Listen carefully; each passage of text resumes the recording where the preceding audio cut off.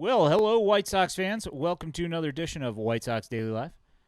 No doubt you are watching Romy Gonzalez right now in the top of the 10th, taking fruitless hacks on curveballs or sliders, whatever that pitch was. Um, we are tied 3-3 in the top of the 10th. And this has been a long, slogging game. My name is Ian Eskridge. I am here with my co-host, the Danny Miller. How you doing, Danny?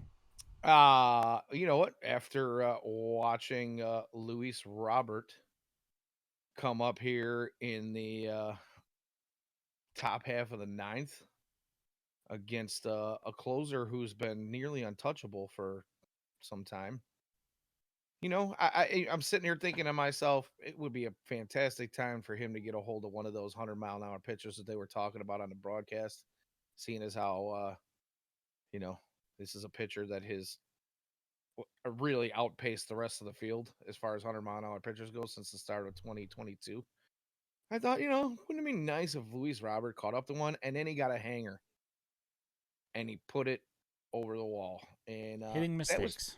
yeah, pretty fantastic stuff. So I'm doing well, man. Hoping the White Sox can pull out a victory and a series win here in Minnesota and, maybe have some nicer things to talk about. But, you know, other than that, same old, same old. So looking forward to a fun show tonight.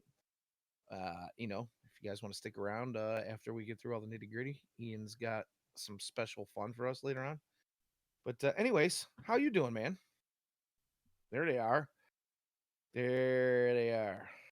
Doing all right.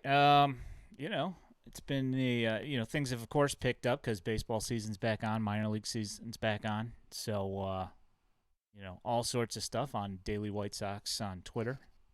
So that's been pretty crazy. Um, Yeah, you're a busy and man. yeah, it's been a busy night. Anybody that follows White Sox daily on Twitter can see how busy Ian has been. The tweets are a lots, rolling. lots of tweets. Um, yeah, but you got the I've got the White Sox on the 40-inch that's right next to all my monitors here, and Lance Lynn immediately starting starting everything off, um, giving back leads and stuff. That was fun. But You know, I'm glad you brought it up because really the only thing I got to say about Lance tonight is he didn't look terrible, but he did make some mistakes, and the Twins they hit those mistakes. I mean, left that hanger out there. I don't that. Oh no, oh, and that's the ball game. One pitch,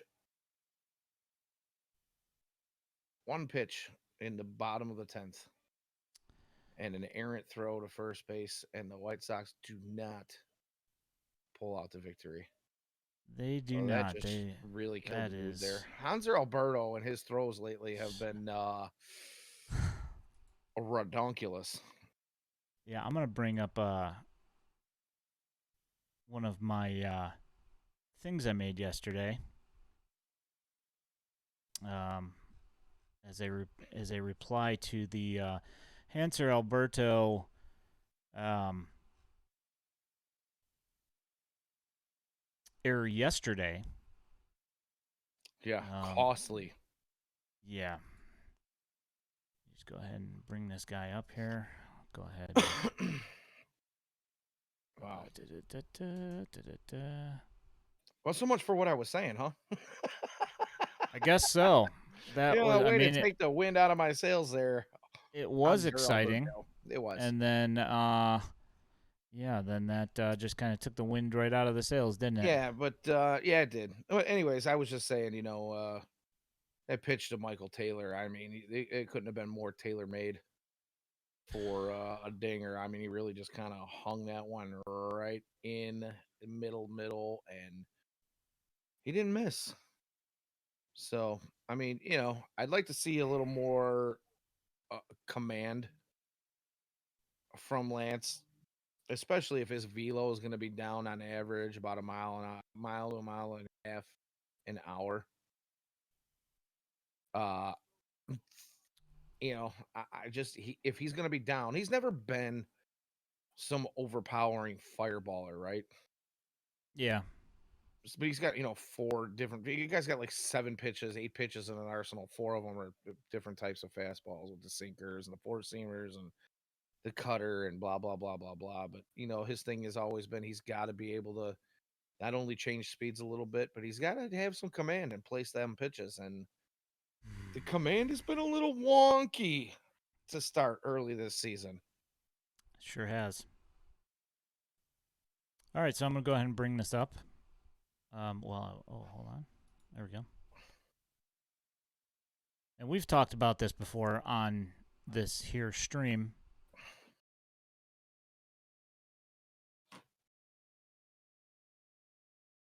I mean, Yeah. White you Sox know, Twitter makes it seems like it was 12-0. Yeah, that's definitely it's a good point. But when you start the game off with a 2-run bomb from Buxton to tie things back up, and then shortly thereafter you get another bomb to Michael A. Taylor. People are losing their minds because the home run parade given up by the starting staff of the White Sox just seems to keep rolling. yeah. They're gonna have to get that under control.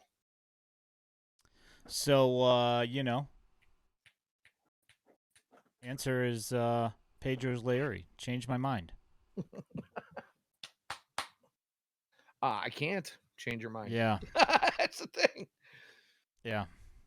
I mean, the thing is, I think he's better than Larry.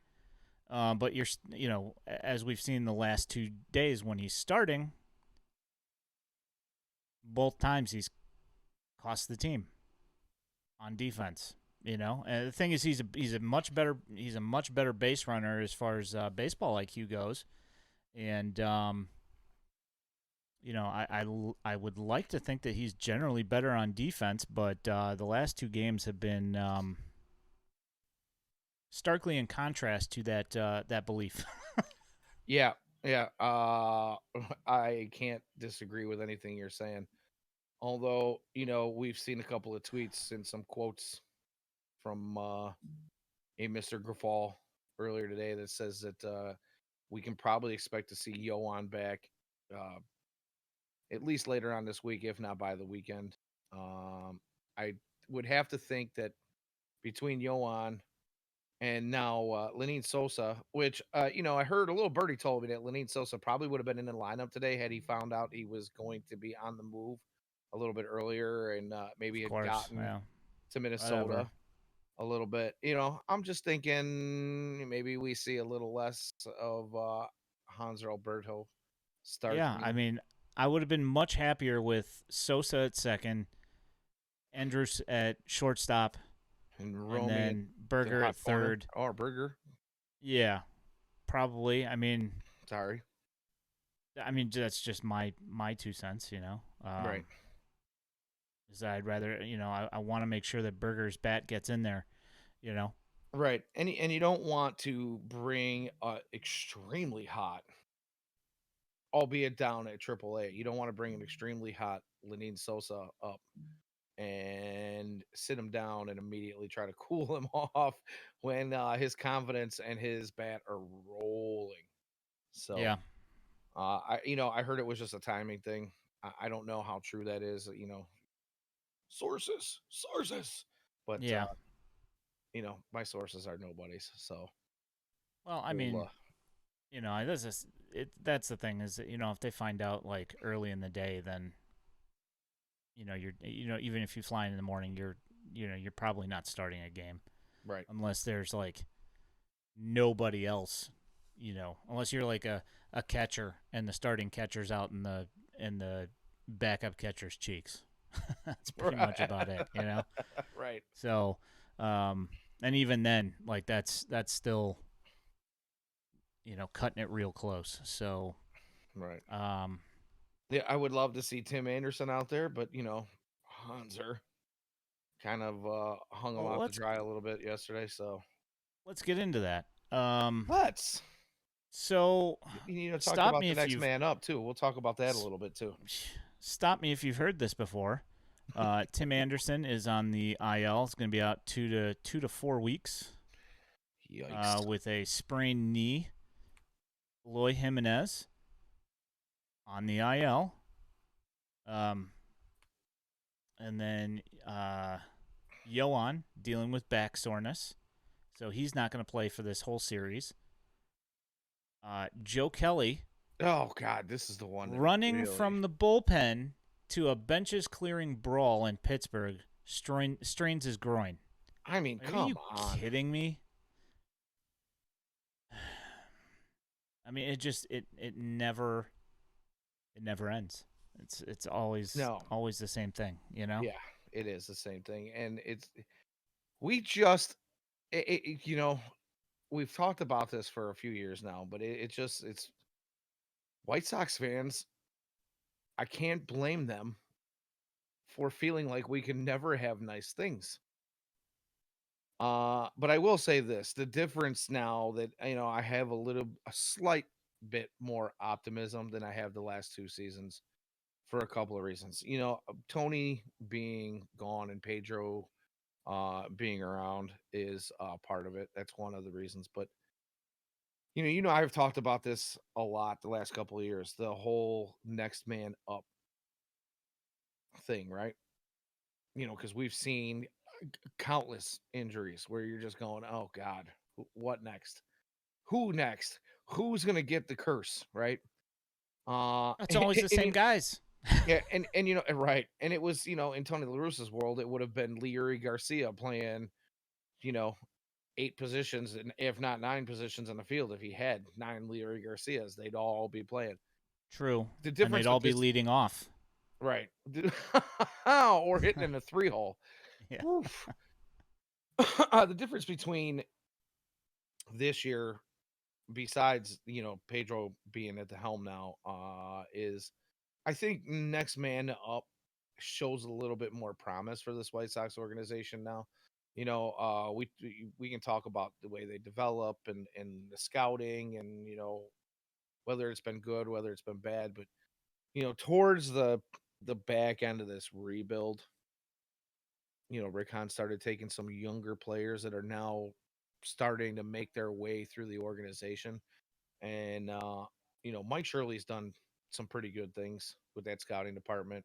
Regardless of what people want to say about the Sox can't scout.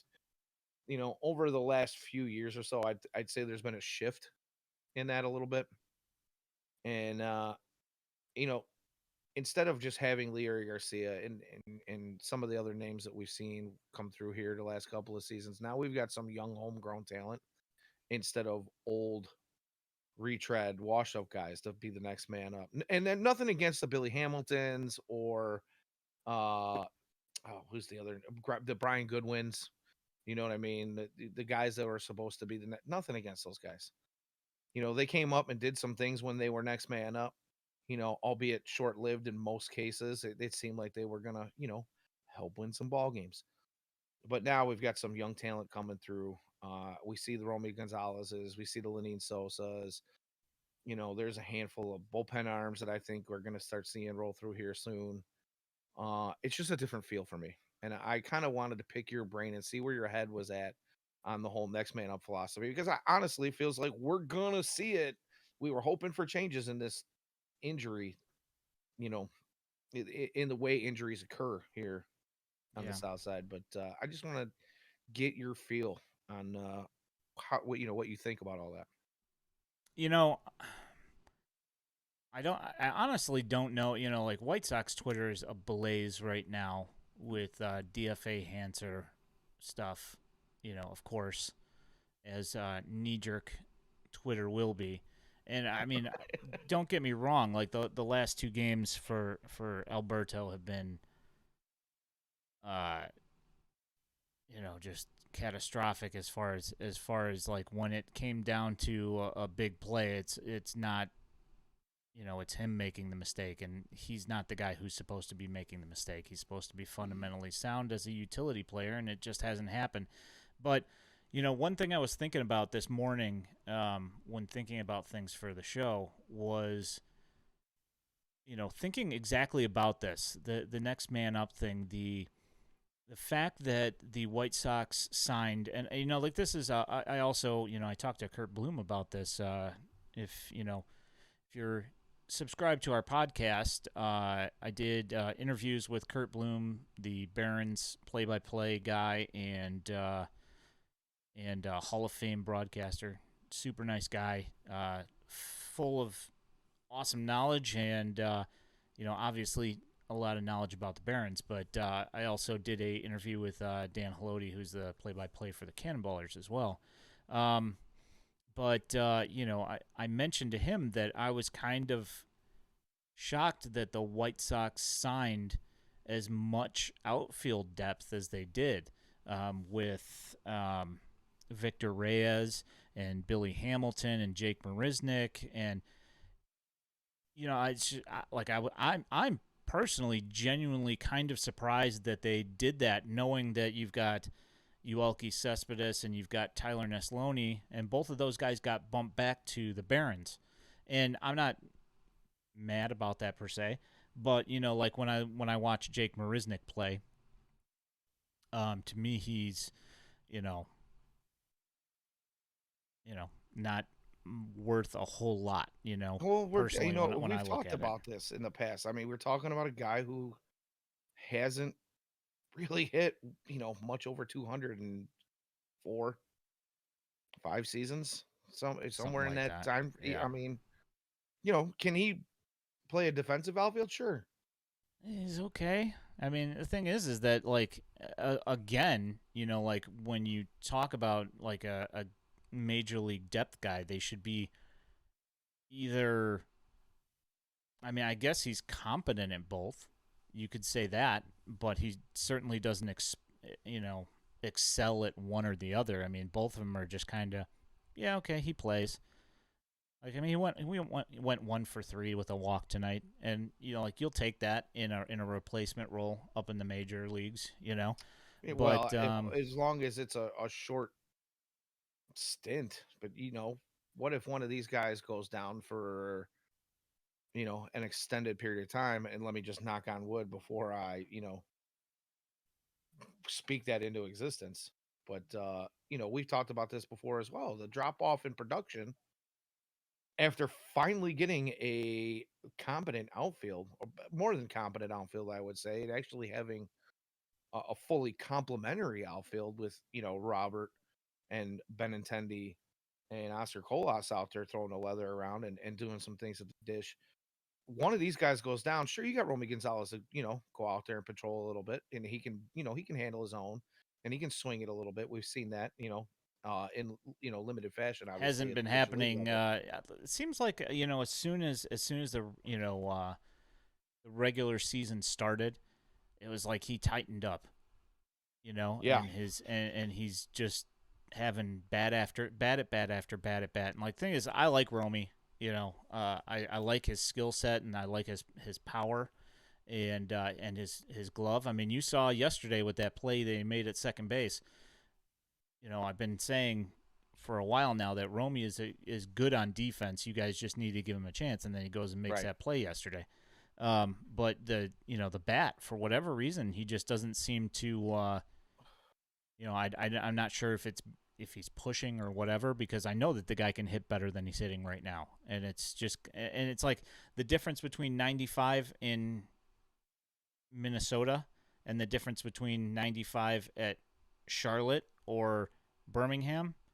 It's 95 is always 95. The movement might Right. be a little bit more, but like the thing is that like he'll hit the best pitchers that are coming through Double A. He'll hit the best pitchers in Triple A. He comes up here, he faces a scrub in Major League Baseball, and it's like Yeah, he's like trying to be I'd too like careful. I'd like to see him attack a little bit more early in at bats. I've kind of noticed, and I'm not saying this happens every at bat, obviously, but I've kind of noticed that he'll watch the first strike come right down Main Street, and it just seems like it's almost like he's got that. little league mentality where I'm gonna wait for that first strike before I swing at anything. And I'm not saying That's a that's what's Jose going on. Abreu mentality. Right. I'm gonna wait for that first strike. I'm gonna make you throw strikes. Well, guess Yeah. what? The rest of the league is getting a scouting report on you, and they're seeing that you're staring at, and it could be a fastball, it could be something with some movement on it, whatever. It just seems like he's looking, and I would just like to see him attack those pitches that catch the entire part of the plate a little bit more early in at bats. I'm not saying it has to be the first pitch, but first two, these guys are kind of coming right at him, and they're saying, "Hey, Rook, Yeah. I'm gonna come at you, put some wood on the bat," and he's got his shouldered, and then when he gets behind an account, now he's expanding his zone a little bit, and it's not that something we haven't seen before out of guys who are young and don't have a lot of major league experience, but with his successes at the lower levels, like you're saying, he can pretty much hit anybody rolling through Double A and Triple A, and you just want to see more of that attack mentality out of him. I guess is kind of where I'm going with this. Yeah, and like the thing is, like everybody's like, "Oh, he's a quad A guy," and it's like, well, the thing I is don't that buy that. he hits the guys at Double A that are now pitching well in the majors. So it's not that that he can't hit these guys. I'm not entirely sure like what his deal is right now, and it's not going well. But hopefully he picks it up and everything gets going.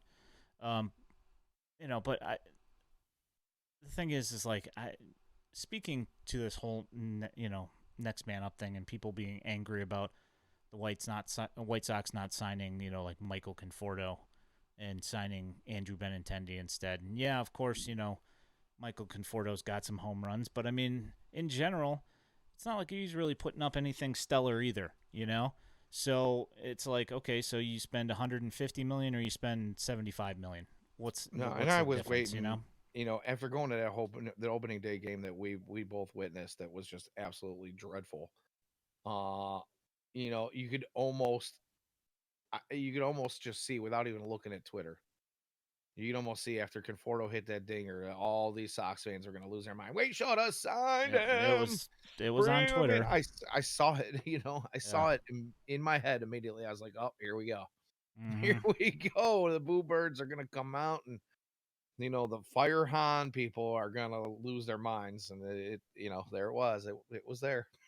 Yeah, I mean, and like the thing is, I can't necessarily disagree at this point because it's like, Han hasn't produced any winning results really.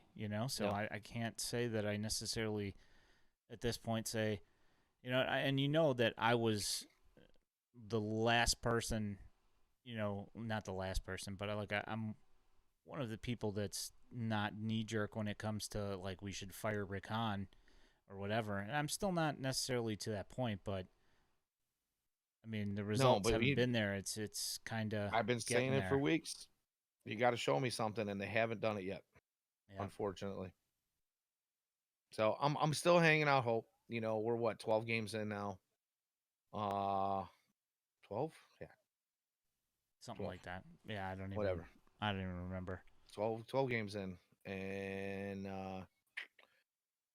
You know, I had a little conversation on the socials about this last night and earlier today. I know I tagged you in on it a little bit, and the thing is I still am hanging on to this hope because we know that there were some cultural uh, Mm-hmm. discrepancies in this ball club. There were philosophies that were not quite right when Tony was here.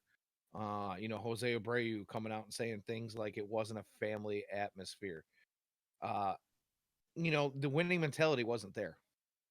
And those are the kinds of things that might take a little bit of time. No matter, what Pedro goes in and says and does, you're talking about changing 2 years of bad habits and bad philosophies. It's just not going to happen overnight. And we've seen the positive results of some of the changes that have been made. I've heard about Pedro coming in, during camp and saying, keeping everybody on a tight schedule. And we're going to do this today at this time. We're going to do this today at this time. This guy's going to come in and get his batting practice at this time. And, you heard, I think it was you when I was talking about it with, if I'm not mistaken, about, Andrew Vaughn coming in and saying, he's getting out of the cage. And Pedro says, well, where's so and so? oh well, he was there earlier, got his hitting in earlier. No, that's not how No. we do things. We're gonna stick to a schedule. I don't want to hear that. We're gonna do things the way I have them laid out for you. So that kind of accountability, I think, is going to help, and it has helped. Obviously, we have seen some offensive outbursts at times. I believe the Sox are still leading the league in hits and are, in the top 4 or 5 in extra base hits. Yeah. But being able to put everything together all at once is just not happening for this Yeah. team. Well, I mean, it hasn't And I happened think it's yet. something yeah, it might come in time. Like I'm saying, my whole point is these changes aren't going to happen overnight. You're trying to erase 2 years in a matter of a couple months, and it's just not going to happen that way. Yeah, I mean, Kopech turned around his start from opening day, and they figured out what Absolutely. the pitch tipping thing was. And By the Lance way, did you Lynn see looked pretty John decent. Boy's I did. breakdown of that Yeah. thing? Yeah, I Yeah, watched that. And it was pretty telling, yeah, I actually. mean, it's like, okay, well, that's, I mean, pretty much exactly what I thought. I knew it was going to be some kind of small thing that they were picking up on, and sure enough, Lance Lynn looked halfway decent today. Wasn't perfect, by any stretch of the imagination, but he was good enough that he should have gotten a win. I felt anyway, and the thing, like we've talked about this, one of the things that the White Sox really struggle with is hitting mistakes, and it's like when those mistakes don't get hit, they're not doing that kind of damage, and it's one of the things that the I'm trying to remember who mentioned it. It might have been Giolito that said, like when they're making mistakes, everything's getting hit, and when the other, when we're up, those mistakes are just not getting hit as much, and like they're getting hit an abnormally, you know, and much more abnormal amount than they normally do. Like you'll still get away with mistake pitches, but so far this year they have not been getting away with those mistake pitches, and they're getting hit, and they're getting hit hard. But last couple of days things have kind of slowed down a little bit, and pitching doesn't look like it's completely shot. No, but then you don't get the offense. It's like the offense is kind of tailed off. You got Yohan Moncada, who had an extremely hot start.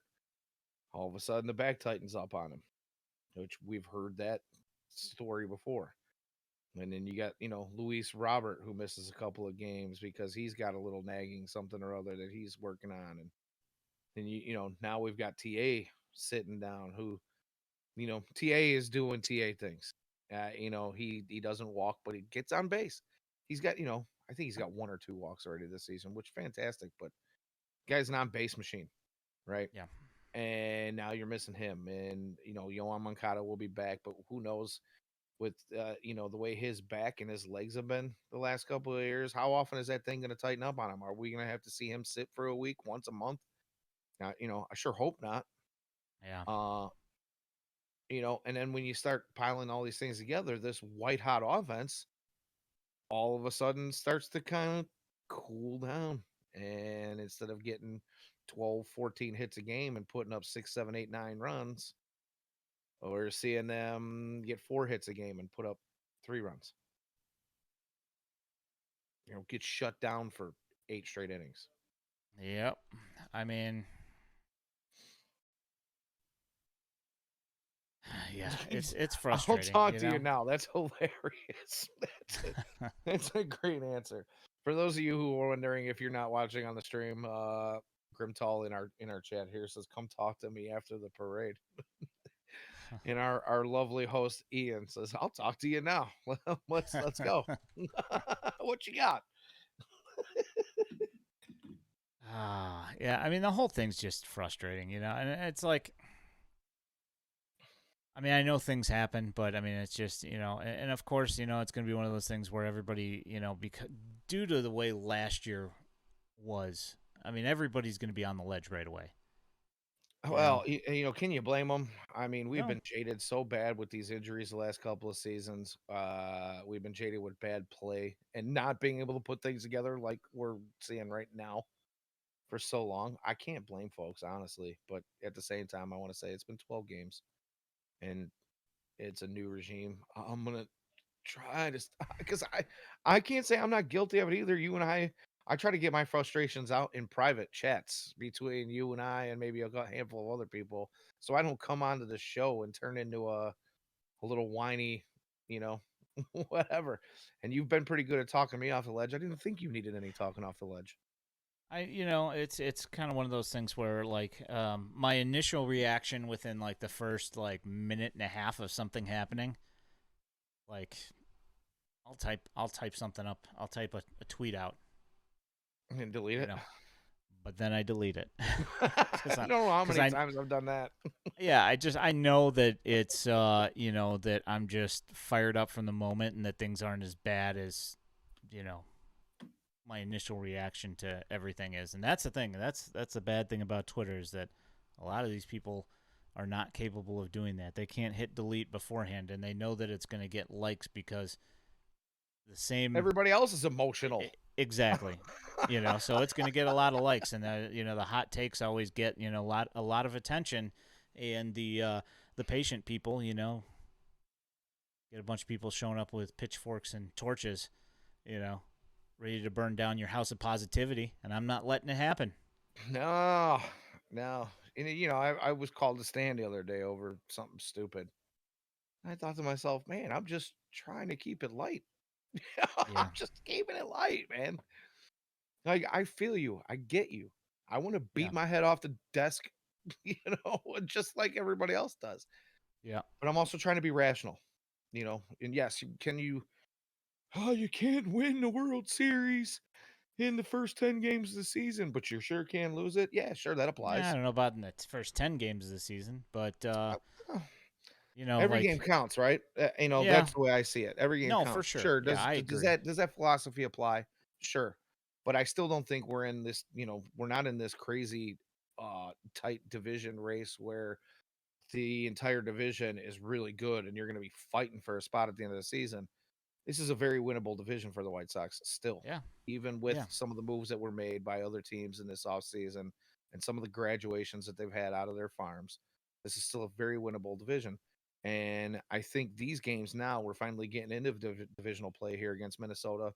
These are the games you want to see be competitive. If you're not winning, at least be competitive like they were tonight. Uh so I'm not ready to throw in a towel and oh, we suck again.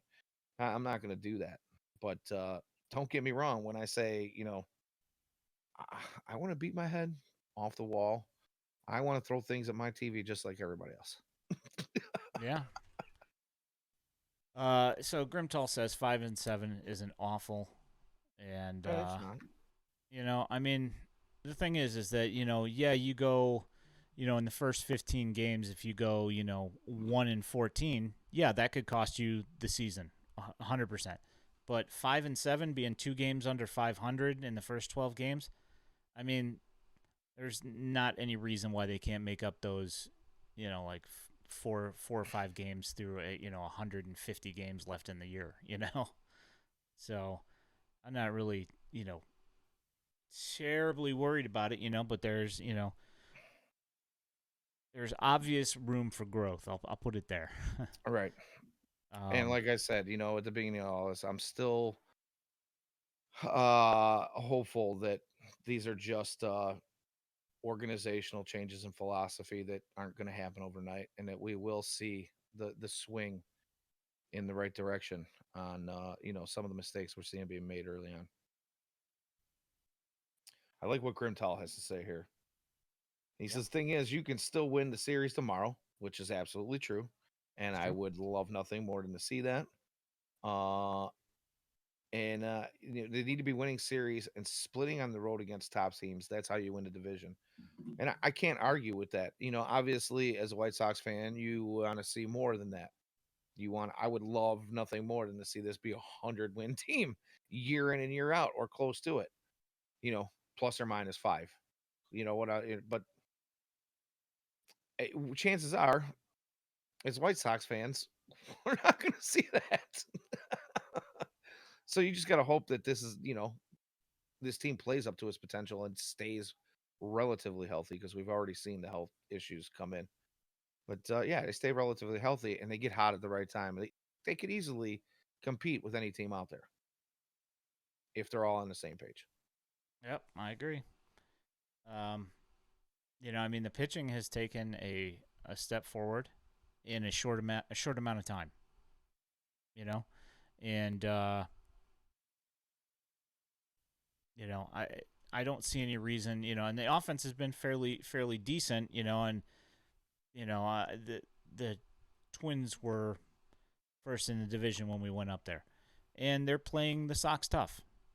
I mean, it shouldn't really be that much of a shocker. I mean, every year it's the exact same thing. Is that we play against other teams in the division, and they always play us tough. You know, so Sorry, I had to laugh at that comment. which one? Oh, the bet between you and Grimtall. Yeah, yeah. He He said bet that. you that the Yeah, Sox would lose as many games as Dodgers win. So now watch them both go 500. yeah. I mean, I was like, okay, so It's what hilarious. are you saying? The White Sox are going to win 70 games? Like, come on.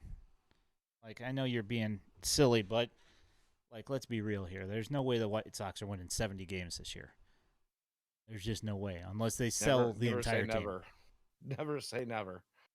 I mean, I don't want to put that jinx or that curse on this. I don't want to put that stank anywhere near this. No. I'll put that evil on you, Ricky Bobby. I have no problem with that.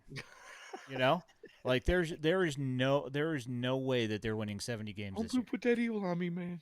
Yeah, Xbox record that. Yeah, you Xbox record that. Come back at the end of the year. It's fine. There's no way they're going to win 70 games. There's just no way. I mean, there's far too 69? much. No, no, absolutely not. Like if I don't see that there's any way that they could be worse than they were last year.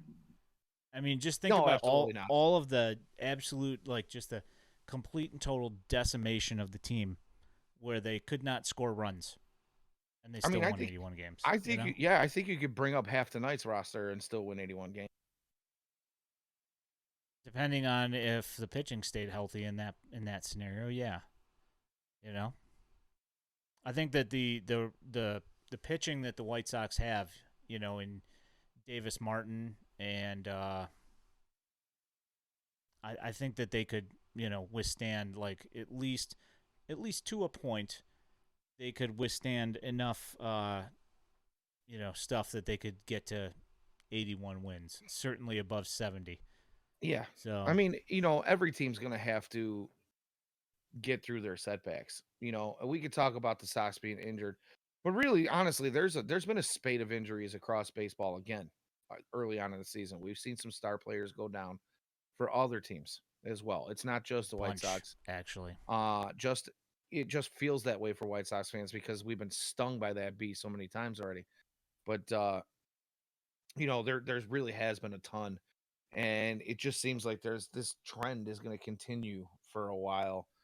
Blame it on 2020 and the lockout last year, whatever you want to blame it on. But there's something in baseball that just there's this cloud that seems to be hanging.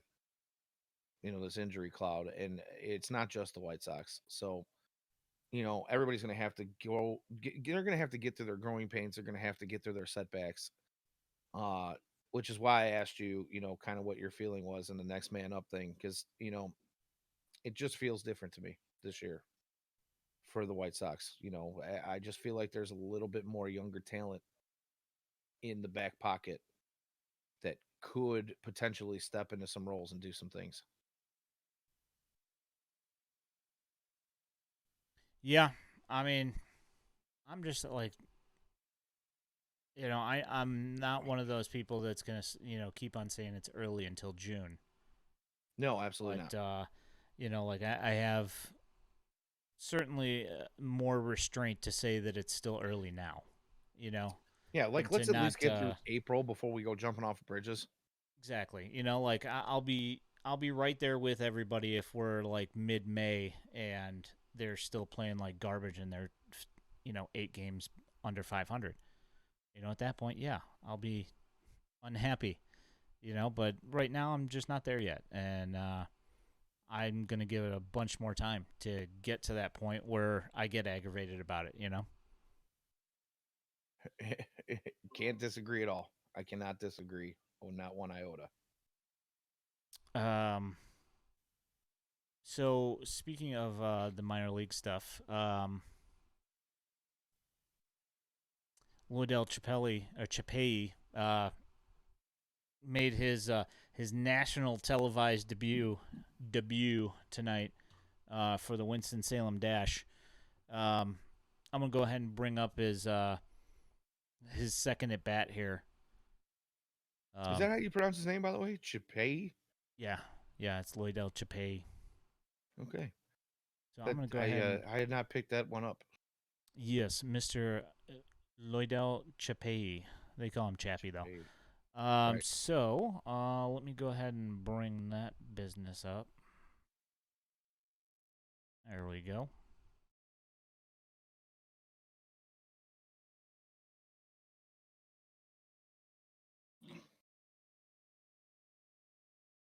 That thing goes a long way. Yeah.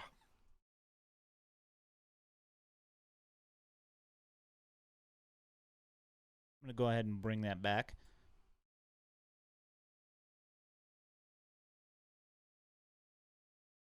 You got a little bat flip there, little flippy. Puts it out on the Foothills Brew pub out there. That is fantastic. It's good stuff. Yeah. Yeah, I've been waiting to see him. Like I got a couple of glimpses at him at spring training, and that was nice. And like the thing was that his first at bat in spring training, he doubled off the wall. You know, so I was kind of like, okay, maybe this is something. You know, but then the first time I get to see him play on the stream and first at bat, I'll go ahead and bring that up as well. Yeah, might as well. Yeah, I mean, what do we got going on? I got a couple of things here to show because Hashtag we got the video. we got lots of video. I keep the receipts. Yeah, buddy. Go ahead and post them flexes, son.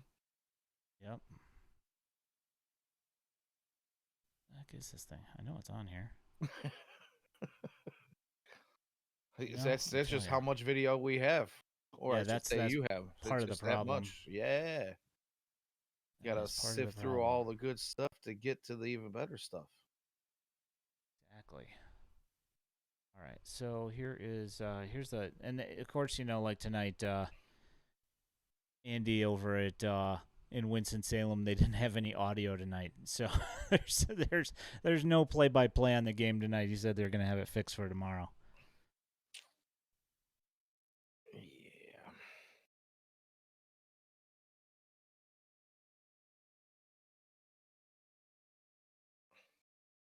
Smoked right back up the middle. Gotta love that. Yeah. A little fist bump action for you. Ooh. Then he's aggressive on a dropped pitch. Bad throw, comes around to score.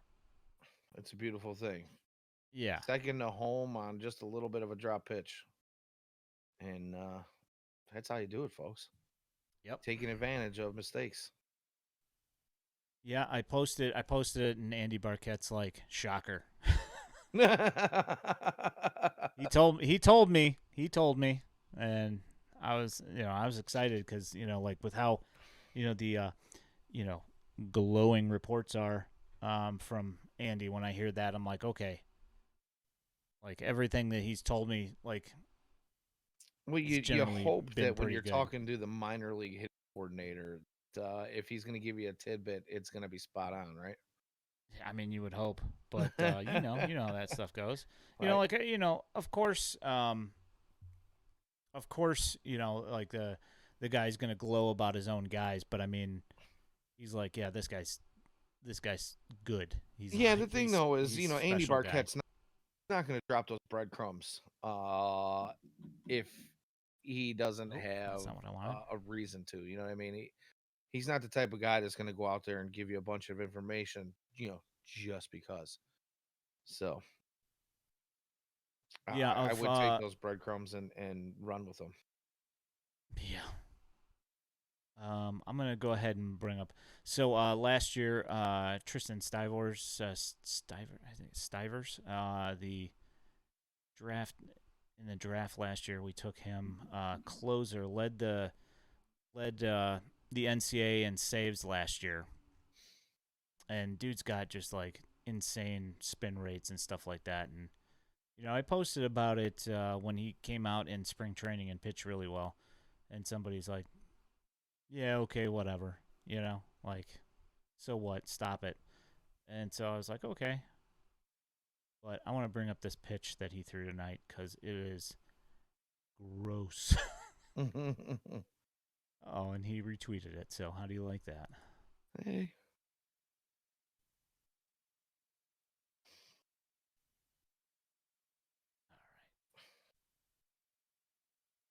All right. Just watch this pitch. This thing is disgusting. Oof. One more time for the people in the back. Wow. Yeah, you that's. know what? I want to see what the vertical movement on I don't, that it's is, got because like that is just filth. I mean, that's not even fair. That's just that's like not like. 36 inches of vertical break. Are you kidding me? That is un. Oh my god! Just, you know what? We can just talk over this. Just leave that up there for the rest of the stream. We can just talk. That's a thing of beauty. I mean, Yeah. you can't. That's not fair, because as a hitter, you can't even think. Before the ball gets anywhere close to the plate, there's no way you're thinking, I'm going to swing at this. Yeah, I mean it's coming when it starts out at your shoulder and I then mean, it ends up at the bottom of your knees. I mean, like, your shoulder. and You're being nice, man. That was eyeball height, and that's just gross. uh, it drops right through the strike zone and ends up below the knee. I mean, Yeah, that is just filthy. yeah. When I saw that pitch, I just started laughing to myself, and I had to put that one pitch up, and If I was in the he ended batter's up. box, I probably would have left. Yeah, I mean, it's like, what Like, am I all supposed right, to do with bro. that? Let me just set the You bat know? down here and you go ahead and do your thing. I'm just gonna stand here. Yeah. I mean, realistically, what are you going to do with that? If anything, you're going to foul it off if Right. you can even touch it. Or you're gonna hit it straight up into the air or straight down into the dirt. You're not gonna Yeah. square that up. Where's this thing? It's a problem. There we go. There we What's your go. problem, man? All right, and then so here's keep on wanting to hit the wrong button. I got to set up some hotkeys here so I don't stop the stream. Being a dummy. Yeah, that would be fun. Yeah, this is it. Like the camera work didn't help, but more of the same. This is his strikeout from that game, Well, that one and you looks can like see not it's only does like, it have vertical break, but it's got a little bit of horizontal break too. Starts on the outside and works its way back across the middle of the plate. yeah. So now you know why he led the NCAA in saves last year, and I mean you can, I mean I my eyeballs are no TrackMan. Don't get me wrong, but there's some serious spin on that pitch, Well, and it's and it's bad. you gotta love the confidence in the way he throws too. Just watching those pitches right there, and the way he falls off the mound on that second pitch that you just showed. Yeah. He kind of falls off the mound like before the ball's in the catcher's mitt. He's already looking at it like, yeah, go ahead and hit that. Go ahead and take a poke at it. Let's see what happens, because Yeah. he's confident he's got you rung up already before the ball's even there. Yeah, I tweeted out when we drafted him. I tweeted out a one of his clips from one of his saves in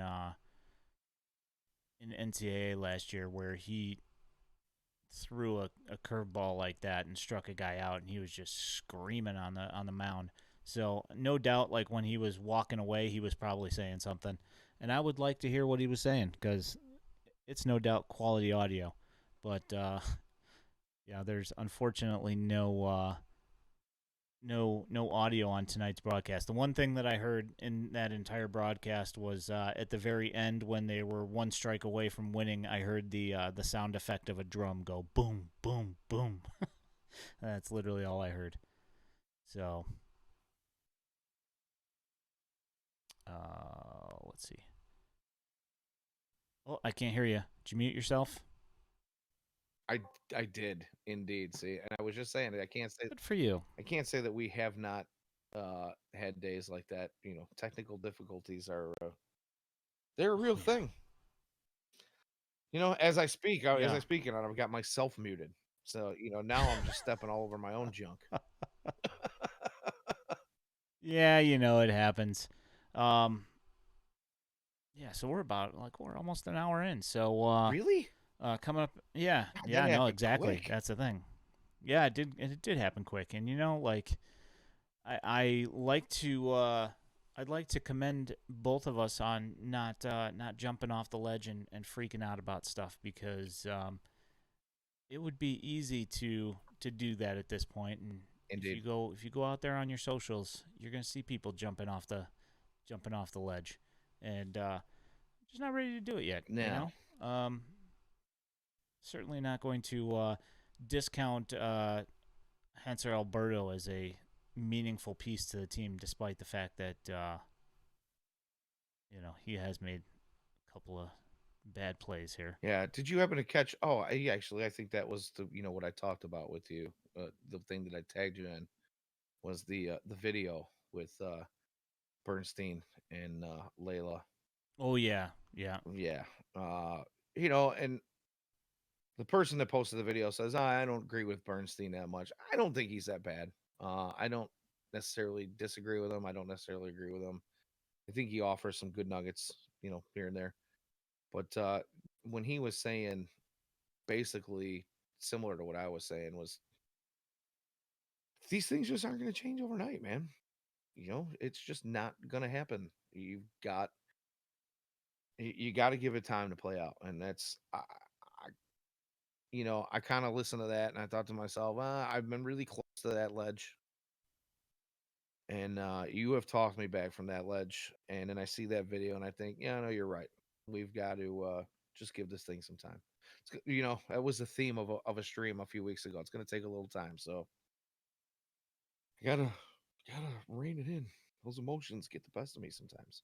yeah. And like the thing is that if you guys don't know what we're talking about a clip where Layla Rahimi and Dan Bernstein were talking about the residual effects of the TLR rain here in Chicago and just the lasting effects that it's going to have on the team. And we've talked about it on here before that it's going to take some time for Pedro to a. I mean, like you have to look at it this way: is that he's a brand new guy coming in, having to pick up the pieces of what that nonsense was that's been happening in the last 2 years. So it's going to take time. It's going to take him some time to get comfortable as a manager, to learn his players. It's going to take time to try and beat all those awful,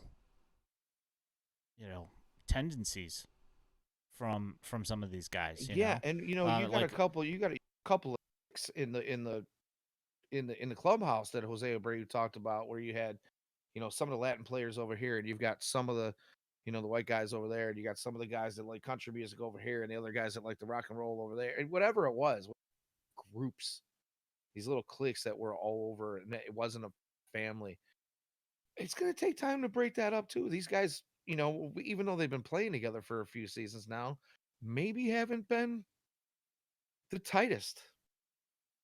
You know what I mean? And you got to give them a little time to gel and find their way together, not just as a ball club, but as human beings, you know, spending 9 months of their life together.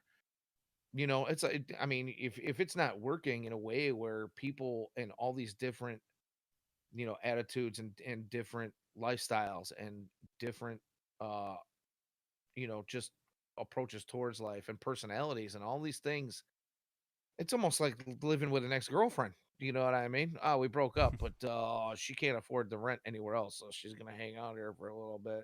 Oh my god, like that's uncomfortable, man. You know what I mean? So give these guys a little bit of time to gel. And again, like you said, now you've got a new moderator and you've got a new RA, working the scene over there in that dorm with Pedro and his cronies. So Oh, let's go ahead and do that. So, also, one thing that happened tonight that I do want to make mention of because it was he ended up giving up a couple of ended up giving 3 runs up, I believe. But Connor McCullough, he's a guy. He pitched for the ACL White Sox last year after the draft, yeah, for and those of you who don't know, so that's the Arizona Complex League and not and a not the tendon anterior cruciate ligament. or ligament. Pardon me, yes. um, yeah, but anyway, so he made a start for the Cannonballers tonight, and he struck out 7 guys through I believe 4 innings, if I remember correctly. It was 4 innings. Guess I could look at that. And, Sounds about right. I did retweet that. yeah, I think it was 4 innings. But so he pitched against. They were playing the Delmarva Shorebirds, which is the A-ball team for the Baltimore Orioles, and their top prospect, or maybe number 2 prospect, Jackson Holiday, Okay. was on that team, and this is I believe Holiday's second at bat or third at bat. I'll go ahead and bring that up.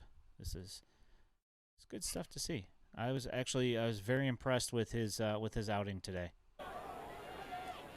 2-2 the count. Here's the pitch to Holiday. It's a swing and a miss. He got him with the fastball. 7 Ks. 2-2 the count. Here's the pitch to Holiday. It's a swing and a miss. He got him with the fastball. That's an ugly swing. Yeah, really ugly 2-2 swing. the count. Here's the pitch his to breaking Holiday. ball was It's a keeping him swing and a miss. He off, got him with the fastball.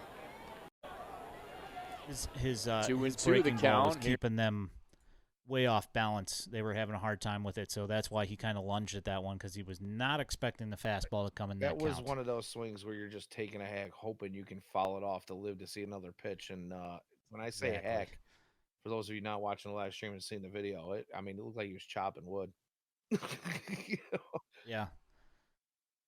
Yeah. At one point, he had 5 strikeouts through the first 2 innings, I believe. So, yeah, he had some good stuff going tonight, and it was nice. Not a ton in the way of offense for them tonight, but that's always a work in progress. It's kind of like when it comes to minor league baseball, I kind of celebrate the individuals' achievements, because it's most of the time the total, like the sum of the parts is not as good as the individual pieces. Well, especially when you're talking about so. anything below AA. There are just certain guys who probably aren't quite ready for AA and AAA yet, but they're above the level of some of the the lower ends of the low A and advanced A players that are out there. So there's a bit of a gap between the best guys at those levels and the guys that aren't so great yet. Agreed. Just going to go ahead and throw the socials out here now. WhiteSoxDaily.substack.com is where you can find written material, which, there will be something here at some point. There is, you can search us on YouTube and on Facebook, White Sox Daily, at Daily White Sox on Twitter. You can also find us. I'm going to go ahead and go grab a drink here right quick because I came up here without my drink for whatever unknown reason, and figure start cracking this box open. Right. Okay.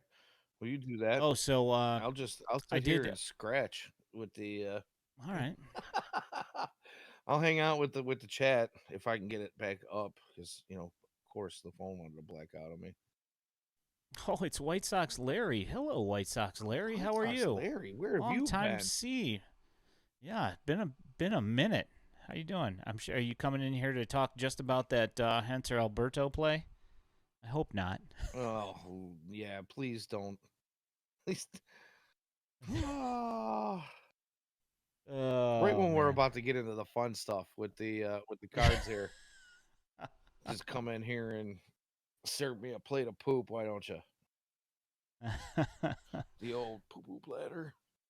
Been good, Larry. We've been just grinding on here. You know how that goes. Missing you. I'll be back in one minute. Yeah, man. You do your thing. Ian's gonna go get himself a drink, and we're gonna start ripping these cards. And I don't know about you guys, but I am looking forward to this. We had a good time last time around, and now Ian has got himself a different set, which should be a whole lot of fun here. Come to talk about how our team is made of glass. Yeah, we pretty much covered that early in the show. And I guess I'll go ahead and run through it again real quick. Obviously we talked about Yoan and his back, and Luis missing a couple of games out there in center field, and now Timmy with the with the knee after a bad Hanser Alberto cut and throw.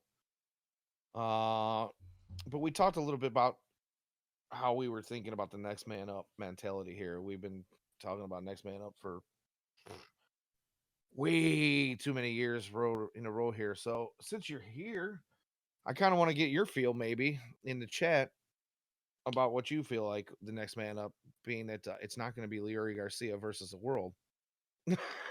So if you guys have That any is thoughts, go ahead and let unfortunate, us huh? know. Joe All Kelly running right. out from the bullpen. Yeah, we covered that too. What a nightmare. So ridiculous. Can't do anything right. Yeah, I mean, Always some sort of nonsense. I guess if you want to find the silver lining, that type of injury might have put somebody out for the season, last year or the year before. Oh, you know, Aaron Bummer trips on his way out of the bullpen and, tears up his entire knee and needs a full knee replacement. Is going to miss the next year and a half. It's so. Let's hope not. No, I'm just saying He's looked good. he has looked good. I'm just saying that's a type of thing I've come to expect from this team. So maybe Joe Kelly just pulling his groin a little bit is not the worst thing in the world. Yeah, exactly. Yeah, that's right, Larry. You came in at the right time. Yes, sir. Packs. I got lots of packs. Yeah, the pro debut should be a lot of fun too. If you weren't here for the last time we did this, Yeah, last time we did. it's a diamond. What the hell? What are they called? Last time we did this one, the Topps Heritage Minor League Baseball Right, ones. there you go. Which we'll be doing that in I don't know. A few Gotta weeks. figure out when I want to do that. Yeah, it'll be like probably 3 weeks, something like that. Didn't want to hear about how sad the Sox are. Just wanted to see the good stuff. Fair enough. There you go. Because it's been, yeah. Well, just like the Sox, we had some good things to talk about. We had some bad things to talk about. There's probably still a few things we need to work on over here. It's like our stream and the White Sox mirror each other. So maybe we just Holy need to go ahead and crap. have a perfect stream next week, and maybe we'll get some perfect White Sox, huh? Good night. This is gonna take a while. Wow, that's a lot of packs. It is a lot of packs. Oof. Holy cow. Looking like a blackjack shoe in Vegas over there. Yeah, I think I'm just gonna probably open like 5 packs of these things and stack them all up, and we'll see what we get. Yeah, so last time we did this, Larry. It was those Heritage, the Topps minor league. What the heck is going on here? Topps minor league. Grim splitting on us. Good night, Grim. Thanks for checking in. As always, keeping us honest week in and week out. Night, good sir. Thanks for hanging in. Appreciate it. I'm just gonna go ahead and get like 5 packs of these things and then just we have do them not all at ripped the same any time. Topps Chrome as of yet, but you know, We have not. I have I've been talking about ordering a pack. Maybe I'll go ahead and box. We'll switch it up every time we do a new rip. You know. Yeah, I figured I wanted something different than the minor league heritage this time, just for fun. Before, like actually, like 15 minutes before I came on, I did rip a mega box of 2022 Bowman, and that was fun. And I got our dearly beloved and recently departed Benjamin Bailey in that pack. Oh man, that still Really, kind of rubs me the wrong way. yeah, that's kind of weird. Yeah, I mean, it is what it is, but yeah. So I got one, and his card. The card was really cool. It was a chrome Bowman. So that was nice, and I like the amount of like first cards you get in that thing, and rookie cards and all that stuff, and then they in the mega box they give you 2 packs at the end that are just jeez Louise, these things do not want to open. They give you 2 5-card packs of just chrome cards. That's pretty sweet. Yeah, it was pretty slick. Like we got some pretty decent stuff. I got I got an autograph out of it. I got one of the I think he's like the 15th ranked Tampa Bay Rays second baseman. Well, not the 15th ranked second baseman, but their 15th ranked prospect. Chrome auto? So, yep. Nice. Yep. Very nice. Yeah, nice stuff. I was happy about it. I was hoping that this was going to go faster. These things didn't want to open, though. Yeah, I think I figured out. Just don't damage that Coulson. Yeah. Don't damage that Coulson auto. It's coming. That Coulson, either Coulson or the Brian Ramos or whatever. All right, let's see here. Where do I gotta go? I gotta go here. Here. Let's see. Corbin Carroll, first card. Hillsboro Hops. Take that. Alejandro P.A., Riley Green, Shin Jung Lu, no idea. Marco Luciano, Aaron Zavala, not related. Andy Rodriguez, Jake Fox, Jonathan Clase, Alexander Mojica. See Tyler McDonough, Federico Polanco, Ian Muller, Noel V. Marte, Carter Jensen, Brett Beatty. That's a good one. Yeah. Chase Petty, Alexander Ramirez, Kevin Alcantara. Got a gold Maximo Acosta. Take that. That's good stuff. Austin Wells. Let's see if I can get this. That's the problem with this whole thing. I need to get this. I need to get my my camera at like a nice close place. We're still work in progress. Yeah, we'll figure that out. You're always good for it. Yeah. Oh, I mean, we're gonna be doing it more often. So, let's see. Nick Gonzalez. Oh, Jordan Wicks. He got lit up the other day. Connor Norby, Bubba Chandler, Blaze Jordan, Alex Benelis, Brian Rocchio, who he's a Guardians prospect. Just ran the Knights ragged just the other day down in Columbus. Jordan Groshans, Jose Miranda, Gunnar Hogland. Jose Miranda, Cooper. huh? This is the guy. This is the guy I got the auto of. Cooper Kinney. Cooper Kinney. Yeah, that's the guy I got the It's funny you pulled that autograph Jose of. Miranda after the White Sox faced him in this series. Yep.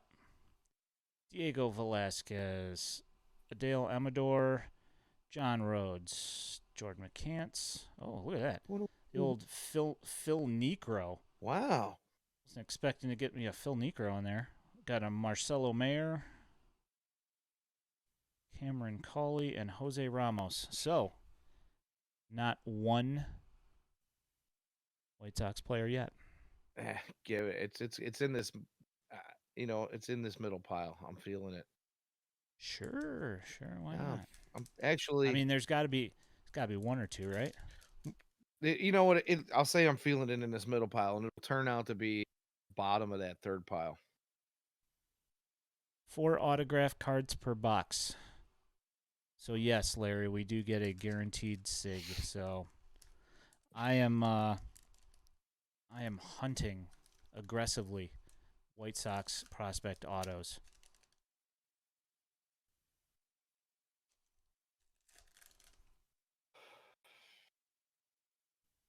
Yeah. Hoping to put a little stank on that Mike Shirley flow down there, you know? That's right. Mike Shirley's been doing his scouting, getting his scouts together. I know everybody's kind of really been on the White Sox scouting department here lately. Well, I mean, you know, like you can't really blame anybody with the whole, you know, I don't know, the last 10 years, you know, where the one guy that you've got left still with the organization that was like a top draft pick is Andrew Vaughn. Right. You know, you traded Madrigal, Collins, and Birdie were, you know, both not worth it. No. And, you know, I mean, Fulmer gone. Rodon was good, but then they let him walk. The new reliever looked pretty good. About time we got rid of Ruiz. Oh, you talking about Jesse Schultens? Jesse Schultens or Kenyon Middleton, one of the two. Oh, yeah, Keenan Middleton, yeah. Yeah, Keenan. Is it Keenan? It's Keenan. Okay. Yeah, it was like the thing was that it was misspelled on him, like I guess, like on a couple of cards, and it was spelled like Kenyon or something like that. Okay. All right, Dalen Lyle, Misael Urbina, not ours. Ed Howard. Oh, I see a color variant. What will it be? Jason Dominguez, blue variant. That's the kind of card that you take. Not bad. That's worth having. I am one of those guys who does not believe in Yankees prospects at all, but I'll take a Jason Dominguez just because it's worth a bunch of stuff. Let's see, Cody Morissette, Uribio Angeles, Will Bednar, who we've seen. Yeah, we sure did. Oh no, we saw David Bednar. That's his brother. Did we? Will Bednar was the Giants. Yeah, I think that we saw David Bednar with the Pirates.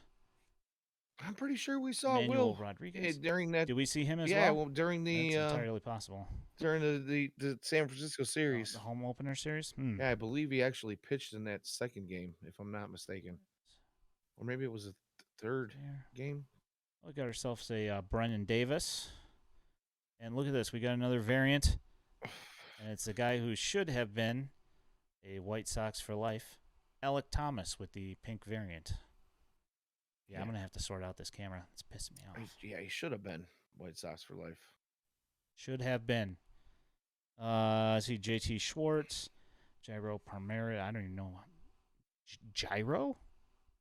Hero is pronounced Hero. Luis Angel Acuna. This guy, weird name, Ricklebin. I don't know. Ricklebin? I don't even know how to pronounce that. Oh, you got Ricklebin. You got Ronald Acuna's little brother? Luis Angel, yeah. I got him in the Bowman as well. Yeah. Down East Wood Ducks, because they can't even televise their own stinking games. Heston Kierstad, Ryan Holgate, Max Muncy. A's Max Muncy, not Dodgers Max Muncy. Oh, we got a little Dustin Pedroia action. Yeah, Petey. Royce Mark Quintana. See, Austin Hendrick, John Kenzie Noel, Josh Baez, Jordan Vyers, Jordan Lawler. Oh, we got an auto. Who would be? There it is. It is Kevin Made, Myrtle Beach Pelicans. So he's a Cub. He's a Cub. Isn't that just the way it's going to work out? Wrong side of town for what we're trying to do. James Wood, Hendry Mendez, Carson Williams, Malfred Sosa, Pete Crow Armstrong, another Cub. Ronnie Mauricio, Khalil Watson, Robert Poisson, Adrian Del Castillo, Harry Ford, Ethan Wilson, and Brady House. Brady House. That's a good baseball name. Brady House. It is. Yeah, it's a household name. Hey, see what you did there. Womp womp.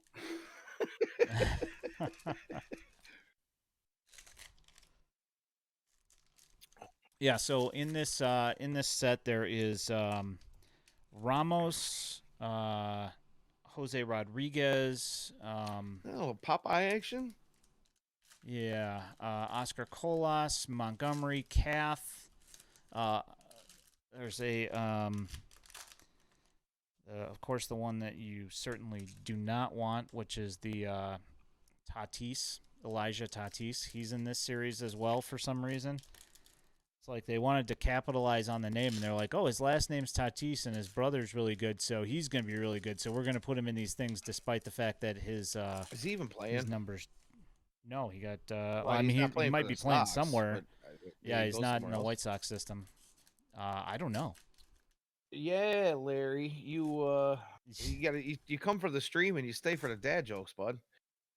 Oh, you know. I see a. And yes, I see a we White Sox did player. both attend the home opener. Not together, but we did both attend, and we both were We experienced it together. Yeah, us and about 30, or I don't know, whatever the attendance was. How many ever odd number of thousands of people, but yeah. Oh, let's see. Let's do this. Let's see if I can do that. That's a little better anyway. I mean, I had fun either way. Pedro. Yeah, no, the game was I had fun going there, but I mean, it was good to be back at the park. Smell the onions and the sausages, the sausage and the dogs and all the delicacies, But yeah, you certainly got luckier than we did. That home opener was yeesh. Yeah. Let's see. Brainer Bonacci. I have no idea who that is. Henry Davis. All right. Jackson Merrill. Got a Brennan Davis brick by brick card. Man, I've gotten so many Cubs in this thing. What the heck's going on here? Samad Taylor. They just Austin look Martin. at your look at my zip your code. Zip and code. They're like, oh, just send them a bunch of Cubs crap because everybody there loves the Cubs. Yeah. Ryan Spikes, Roberto Campos, Deshaun Knowles, Averson Artiega, Shea Langoliers. Shea. Oh, ooh, nice. What we got here? Another auto. Jackson Merrill auto. That's not bad. Nice. Yeah, no, that's some good stuff right there. I'll take that. Yeah. This is the guy I got the auto of in the last set, which was Sal Frelick. Nolan Gorman. That's a good card. Jefferson Caro. Hedbert Perez. Johan Rojas. Reginald Preciado. Or George Posada. Good old George. Jorge. Jeter Downs. Noah Miller. Luis Matos. Christian Franklin. Michael McGreevy. Josh Jung. Maddox Bruns. Oh, there we go. Westcath. We got one. Take that. There we go. You brought up Jeter Downs in there. What's he been doing so far? I don't know. I haven't paid any attention whatsoever. All right. Well, good to know. Good talk, man. Good talk. Yeah. Let's see. TJ White, Christian Santana, Estevan Machado. There we go. There's another White Sox player. Got ourselves a Yoelki Cespedes. Yoelki. I'll take it. Absolutely.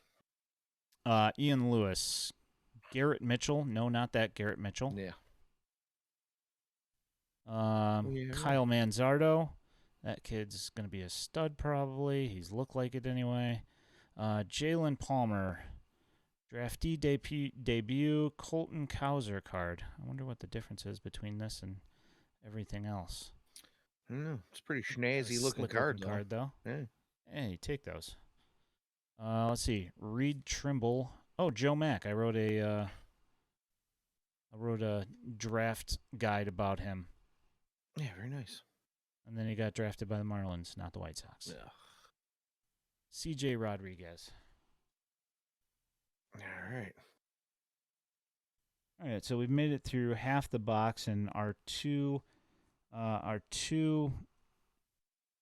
autographs so far: Jackson Merrill and Kevin Made.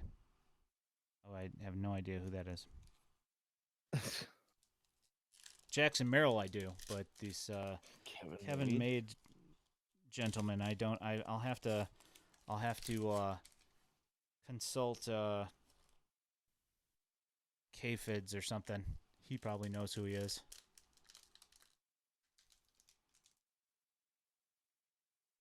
I'm happy to get some finally get some White Sox prospects. I'm just hoping, like you keep on hunting these White Sox autos, but and it's like the crazy thing is like if I watch like any break of like the like boxes like this on YouTube, it's every single time that they break one of these boxes, they always get a White Sox auto. Never fails. It's either Montgomery or Oscar Colas or Brian Ramos. What in the actual F? Are they just getting them all? I don't know. I guess. See, Kevin Made, number 7, High A affiliate, South Bend Cubs. Oh, okay. 10 at bats so far in this early in the 2023 season, hitting exactly 300 with 1 stolen base and a 764 OPS. Larry, I'd have to say that I'm looking for I'm looking for like 4 of them. The Jose Rodriguez auto, Colson auto, Brian Ramos auto, or the Oscar Colas. Yeah. That would be the good stuff to get. All right, let's see. Matt McClain, Oslevis Basabe, who's not related to our Basabe or to the other Basabe. This one's actually good. Hey, you know what? Yeah, I went there. Our Basabe was good until a broken hamate. Yeah. Well, and 42 other injuries. Yeah. This one is a Tampa Bay Devil race, so that's how you know he's going to be good. But like I watched him last year, and he's good. Adley Rutschman, you take that. Definitely. That's good stuff. Oh, there we go. Hey, speaking of good old Ricklebin, who's our auto? Good old Ricklebin de Castro. How the hell do you spell that? Rickelbin. Ricklebin. Rickelbin.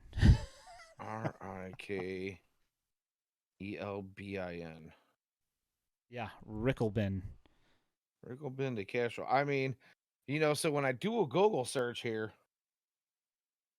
wouldn't you know it's the very first thing that comes up when you put Ricklebin in? Huh. Like Google autofills it. It must be listening to our conversation because with all the other Ricklebins out really. Ricklebin de Castro. Born in 2003. Let's see, baseball reference. Let's see what he's got going on here. Shortstop and second baseman. Bats right, throws right. In the Blue Jays organization. Out of the Dominican Republic. There we go. Got another Yoelki. This one is the brick by brick kind of Yoelki. So that's kind of a fun card. That's cool. That's nice. Yeah. Not going to be mad about that. Be mad about any of the White Sox that I grab, but I'm a little except for Elijah Tatis. I'm a little upset about the fact that he's not in AAA right now. It's kind of weird, I will agree, but like you got those guys that are just ready to that brick by brick. Why do we have a bunch of 40-year-olds over there? Yeah. Yeah. Why Jake Marisnik and Billy Hamilton, neither one of them can bat over 200. But they can play okay defense, I guess. And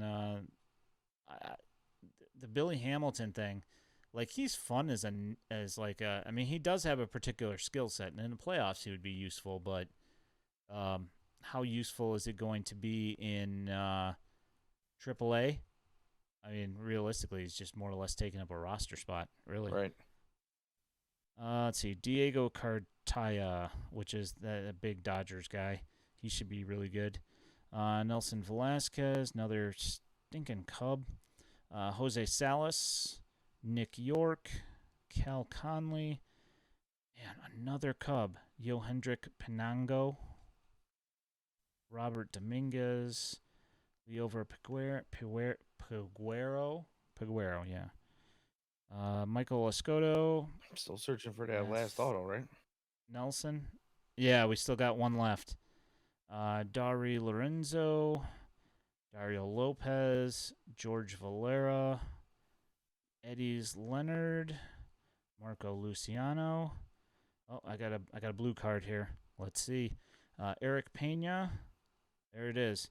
It is a blue variant Alberto Rodriguez auto. Everett Aqua Sox.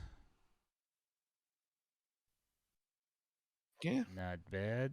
Yeah. Yeah, and I mean, it being the blue variant, at least it's, it's 32 out of 150. So there's not a ton of them. So that's a positive. You can look at it that way, Right. Little old Alexander Canario, another Cub. Orioles' number one pitching prospect, Grayson Rodriguez, probably like the top right-handed pitcher in the minor leagues until he just got called up the other day. Right. So that's good stuff. Ellie De La Cruz, he's going to be the I don't know if I don't think he's up yet, but he's Reds guy. He'll be up there and good. Gabriel Arias, Xavier Edwards, Gabriel Rodriguez. Oh my gosh. Look at that. Mo Vaughn. Big Mo Vaughn. Nolan Jones, Luis Rodriguez, Iggy Rosario, Ryan Bliss. All right, we got a few more left. Come on, man. Let's go. Come on. Colson's sitting in that pack floating around off to your left over there. Over here? Yeah. Are those all empties? Those are all empty. Oh. Yeah. See, I'm over here looking at the yes, trash thinking he's in the trash. I mean, like that's the thing is that I didn't even get a Colson Montgomery like non-auto, just a regular, just a regular old Colson Montgomery. It's like, come on, bro, like at least something. Give me something. Over there. Yeah, and I didn't get a Ramos in the Topps Heritage either. What's going on here, man? Nah, man. So your guys they're pulling them all.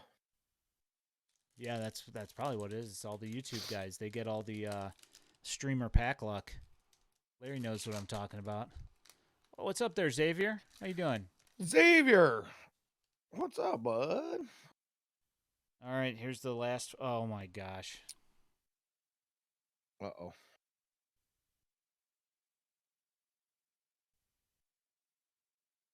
Elijah freaking Tatis.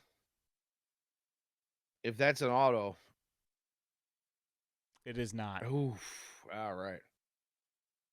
No, and it's a cool card too. It is a cool card. This awesome card is also accompanied by a 47% strikeout rate. Yeah. Oh boy. All right, let's see. Ruben Ibarra, Kobe Mayo, Cooper Bowman, Jordan Walker. Hey, that's a nice one. Mm-hmm. The old Jordan Walker. Lonnie White, Colton Cowser, which is like close. but not close It's enough. not Colson Montgomery. Yeah. With the old signature. Yeah, Colton said my son, he really likes Colton Cowser. All right. Because he likes his name. Edgar Caro. J.J. Bleday. Oh, look at that. Another White Sox. There we go. Got a Popeye. Hey, I'll take it. I mean, Not an auto, but you take it. Absolutely. All right, let's see. Orelvis Martinez. I wonder if the White Sox let, while we're sitting here and talking about Elijah Tatis, I wonder, do you think they suspect he was involved in some of maybe the same things his older brother was doing? Serving suspensions for? It's got to be possible, right? He's like, did I hear Colton Cowser?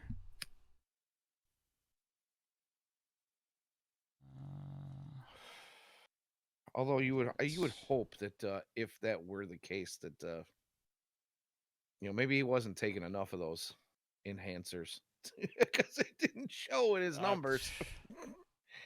Yeah, it certainly didn't help him. That's for sure. If he was taking them, because that's the thing is that, regardless of, there you go, old John Rudels. There's your Colton Cowser there. Colton Cowser. It's like those guys on like the guys always say on the Facebook groups, is that steroids don't help you hit a ball. They don't help you square up on one, but boy, do they help you make them go far. Oh yeah, hit ball, go far. Michael Triana, Anel Martinez. Let's see, we got a Benny Montgomery draft debut. Now we got Benny Montgomery. I've actually gotten 2 Benny Montgomerys. Where's the other Montgomery? Colson Montgomerys. Yeah, exactly. Where's the one that we want? Milcar Perez, Isaac Pacheco, Daryl Hernandez, Colin Burns. This guy's name, Warming Bernabel. Warming Bernabel. Justin Foscue. Oh, there we go. What do we? Let's go. No way. It's not an auto. It's not an auto, but I'll take it. All right. I have to change the zoom on this thing. That's what the issue is. I mean, at least we got Colson in there. At least I got the base. Right. Luis Gonzalez. Alberto Rodriguez. Heriberto Hernandez. Oh, got old little Darren Baker getting run over at home plate. Hunter Goodman. Pedro Pineda. Andrew Painter. That's a good one. Yeah. Brick by Brick of Robert Hassel. I have no idea who that is. Robert Hassel, he's one of the guys that got traded for, was it Blake Snell? No, it wasn't Blake Snell. It's one of the Padres trades. I can't remember which one. Okay, all right. Oh, Juan Soto. Was it? Juan Soto, is that right? No, it was, Fort Wayne Tin Caps. So he is, no, they're the Hot Rods. So who are the Tin Caps? I don't know. I can't remember. But he was one of the Padres that got involved in one of those trades. Jay Allen, Alan Serta, and J.C. Correa. So no White Sox autos, which is kind of cheeks. Kinda, but at least you got the Colson base. That one came through. Right? So we're making a little bit of progress here. Yeah, got the Colson Montgomery base, got the Jose Rodriguez base, Mr. Popeye, Elijah Tatis, which is worthless. Got the Yoelqui Cespedes and the Wes Kath. So, and then we also got the Yoelqui Cespedes brick by brick card. Nice.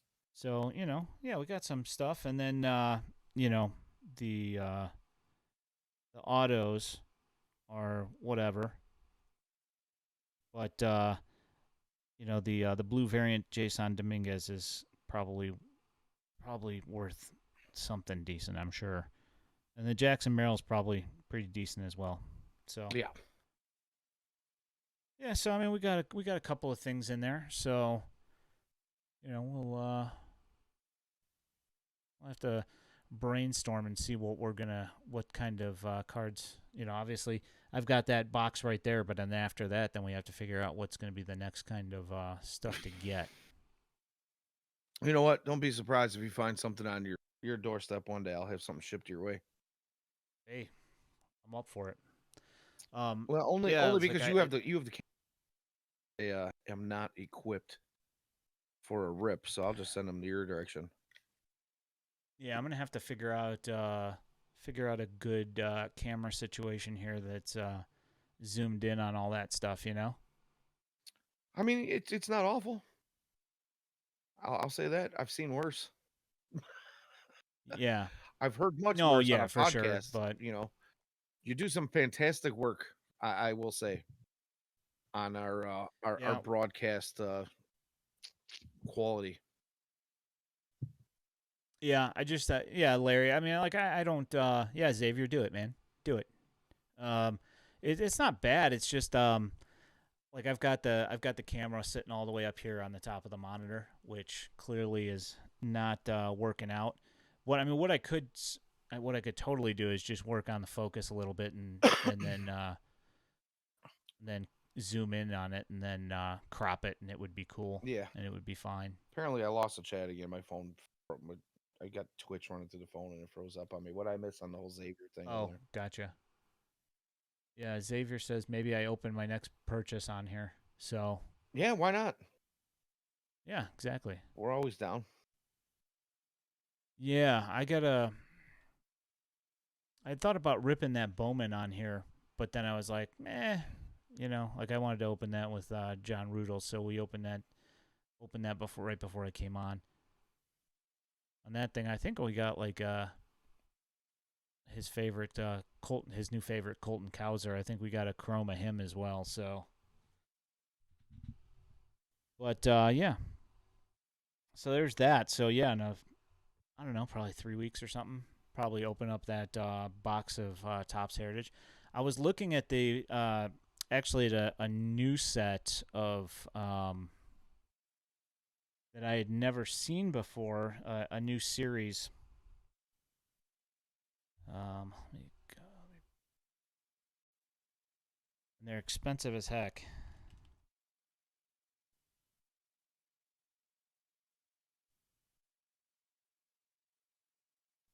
But there is one card in particular that I would really enjoy having that is part of this set. Let me see if I can find it on here. Yeah, there it is. Screens. There we go. Look at that Oscar Colas card. Wow. Autographed dual relic card. So it's got two pieces of his jersey in there, and it's autographed, and it's got this like that artwork. Like for me personally, I think that's pretty slick. That is pretty slick. I was looking at Like cards the other day. That's Jordan Lawler, huh? That's a pretty neat looking card. Yeah, I mean it's kind of got like a little bit of watercolor look to it. Yeah.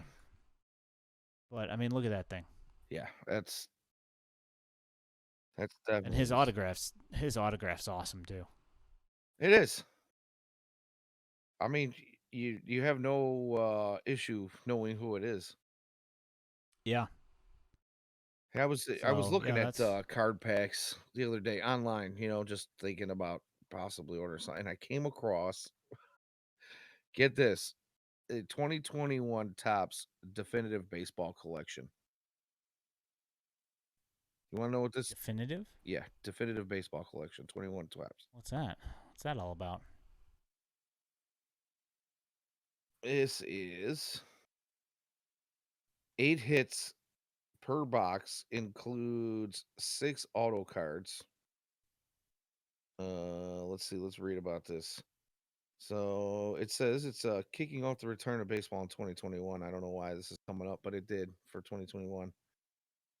Brings the premier high-end box opening experience to collectors with cards featuring on-card autographs, oversized uniform patches, and unique memorabilia pieces. Each card is numbered 50 or less. It includes the definitive autograph collection, legendary autograph collection, framed autograph collection, auto patch book collection, framed autograph book patch collection, define the decade auto collection, define patch collection, definitive. Sorry. Oh, Ladder, enjoy your pops in. I have a Colson Inception auto. Look at this Oh, look at me. guy. Well, good to see you. Son of a- Anyway, yeah. So this, I Yeah, mean, good to see you, Ladder. this it includes 6 autograph or auto relic cards, 2 relic cards, 8 hits in every collection, and I mean, it's just nothing is numbered higher than 50.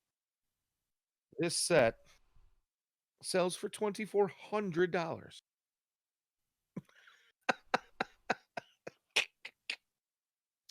Yeah, so the Inception box, 7 cards, $170. Yeah, 7 cards. yeah. So that's why I'm like, man, I really want that Oscar Colas dual relic card. Because I mean, you look for them on eBay or whatever, they're like $200, like $300.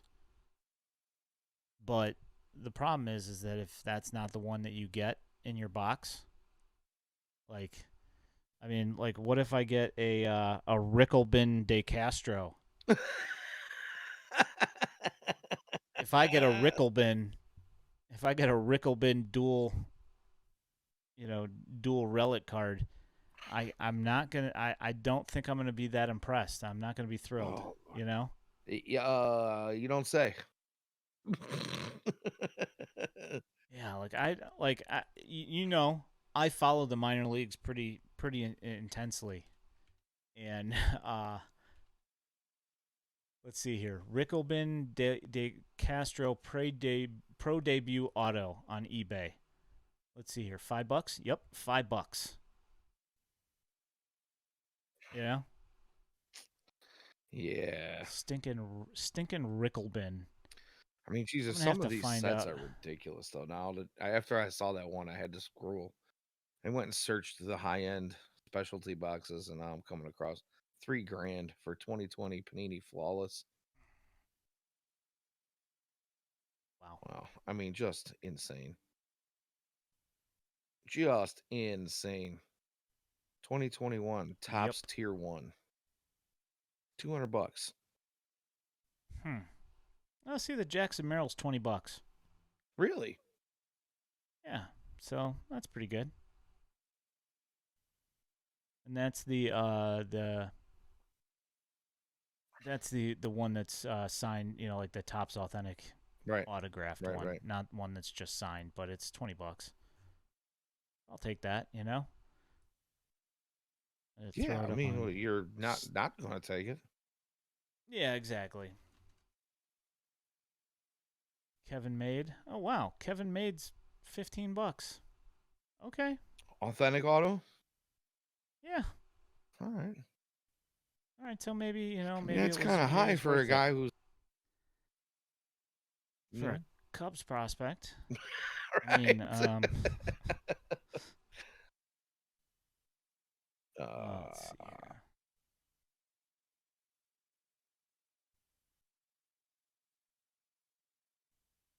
Let's see here. The other one that I got's like another one. It's like $15. The Alberto Rodriguez one, which is the other one that I got. So Rodriguez. Yeah, I mean. Yeah, but I think did you guys see the Topps Now card for OC's first home run? No, I didn't.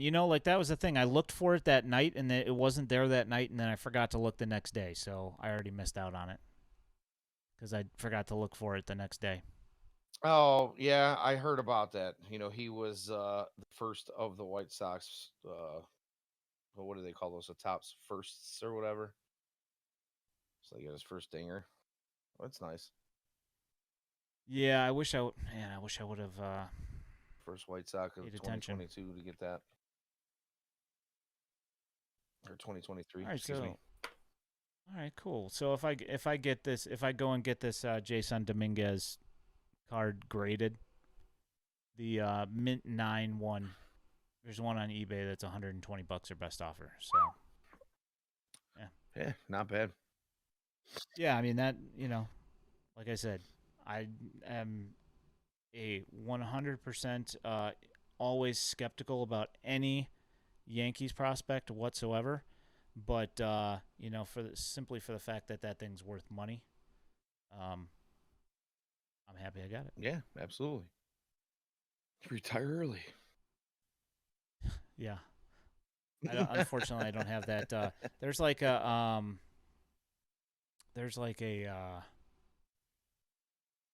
Jason Dominguez that went for like stupid money. I can't even remember how much it was. All I remember is that it was an insane amount of money. Life-changing money. Yes. Yeah, and I was like, why? Like it's 100% the Yankees hype engine. It doesn't cease to. It never ceases to amaze me what some people will pay for something. And the crazy thing is there's always somebody out there who will do it. You just gotta you gotta be in the right place at the right time for a lot of those things to happen. But you're right, it is it's the hype engine around the Yankees organization in general that's gonna do that thing for those cards. So yeah, so that right there, $120 if it's graded out. I mean, can't complain about that at all. No, yeah, and I mean, if I actually get it graded, I mean, the unfortunate thing is that like the grading costs probably $25 or something for a card. So at that point, like what you're making $90 off of it. But I mean, yeah, and I've heard other people say, "Oh, well, you go to the show, discount at the shows, but you got to pay entry to get into those shows, and you better yeah, but have if a you're going anyway, Well, I'm just saying though, you better have a handful true. to make it worth your trip. If you're gonna pay, $30 a head, and you and Colty to go in, now you're already 60 in the hole, and then you got to pay, 20, $25 a card to have it graded out. You better have a few that are gonna grade out and get, net you $100 a pop. So it is. Yeah, Larry says if you just want to ship that to me as a birthday gift, feel free. Sure thing. Well, it's like either that or I could, sell it and buy more cases or more boxes for the stream. For the Colson Montgomery auto. Yeah, I mean, I gotta keep on hunting that thing. Yeah, I gotta Larry, get one eventually. To get on one of my favorite quotes from an old movie. I'll get right on that, Rose. Get right on that. So I Can assume anybody name the movie? Come on, somebody in this chat's got to be able to name that movie. I don't think I can. It's probably the only movie, the real movie that Christina Applegate would be recognized as. Oh, don't tell mom and dad the babysitter's dead. Hey, or don't tell mom the babysitter's dead. Yeah, there you go. Hey, I'll get right on that, Rose. Yeah, so like 3 weeks or whatever. Probably rip that other box and continue the Colson Montgomery.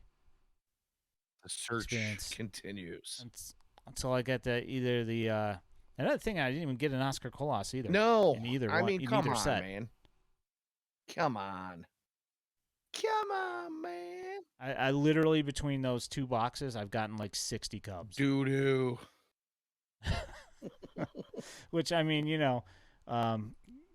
good for them. But I mean, like, I'm telling you, they saw your zip code and they went, this guy lives within 100 miles of Wrigley. Must be a Cubs fan. yeah, it's entirely possible. I think they just draw a circle around Wrigley Field and anybody that circle in a 100-mile radius, we're gonna give you like 43 crappy Cubs cards.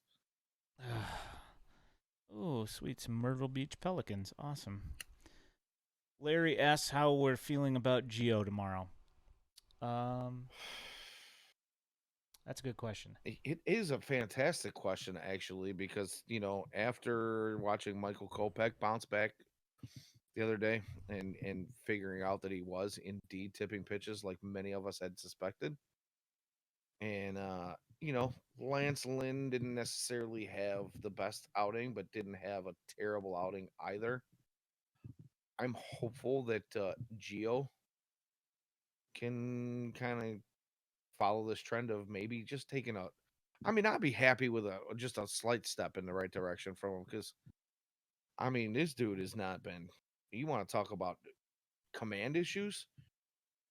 You fall behind. You fall behind the count. Damn near every batter, you're gonna get poked. Yeah. And that's what's been happening with Luke. He's been throwing a lot of pitches in the early innings because I don't know, it's either his command is off or he's trying to really hard to beat Picasso. And the velo still hasn't been fantastic. I mean, the first game he came out, I thought, oh, all those questions about, just like Dylan Cease, all those questions about his velocity. Cease comes out and right back to 97, like no big deal. Lucas still not quite all the way there yet. He's close. He's close. I don't know, man. Yeah, like the thing. I'm on the fence about. Thought he was because it's a contract year, but I don't know. What were you gonna say? So like the thing about Gio though is that like the thing that really makes Gio is his tunneling and his differential, his speed his velocity differentials. And the thing is if he can like harness that, he can at least get through 5 no problem. Now if he can get his if he can get either his slider or curveball going and not be just a 2-pitch pitcher. Right, and that's the thing. It's what he's like been. He'd go 7 or 8, Right.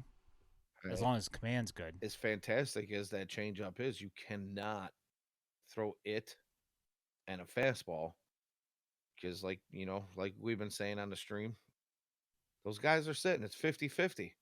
It's 50-50. I'm either gonna, if I sit fastball this entire at bat, I'm gonna get one that I can hit. If I sit change up this entire at bat, I'm gonna get one I can hit, and that's what they're doing. Yeah, he needs to be able to drop a hammer in there somewhere. Yeah, his ladder brings up, he said Gio handled the Twins well even when he was struggling last year, and that was one thing that I was going to bring up is that generally when he pitches against the Twins and usually the Astros, he generally shuts them down when he's like halfway decent. This time with the Astros, not so much, but I mean he did okay, but Jake Cheekman. I don't know. Jake Cheekman. Last 2 outings, not so awful. Yeah, that's the thing. Is that he'll have like he's a volatile reliever. Like the thing is, you look at his whip right now. I think he's like at 1.1 or something like that. Yeah, but again, he's another one that likes to fall behind and count a lot. And like the thing is that also is that his 1.1 whip will always come with the pitcher who he's coming in for. All their base runners are on base, and it will empty the bases. Right. His 1 out of his 1.1 of his whip. Right. That's exactly what it'll go for. Right. So, yeah. Anyway. Yeah, I don't understand the penchant for the now DFA'd Ruiz and Jake Cheekman coming in. Why do we give these guys the high level situations all the time. I don't know. All the time. And you got guys like Bummer in the bullpen, or oh god, I'm gonna draw a blank now, right? My brain just shut off. High leverage. Yeah, who's the other guy that's really well out of Bummer and Santos. yeah, I mean he's halfway decent, Gregory Santos, but no, there was another guy that's been around for a little bit. Graveman, not Graveman. No, he has not looked awesome. Not Joe Kelly. Joe Kelly actually didn't look half bad, but everybody complains about him still anyway.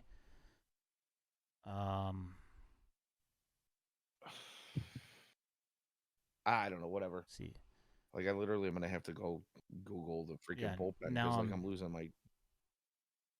losing your marbles.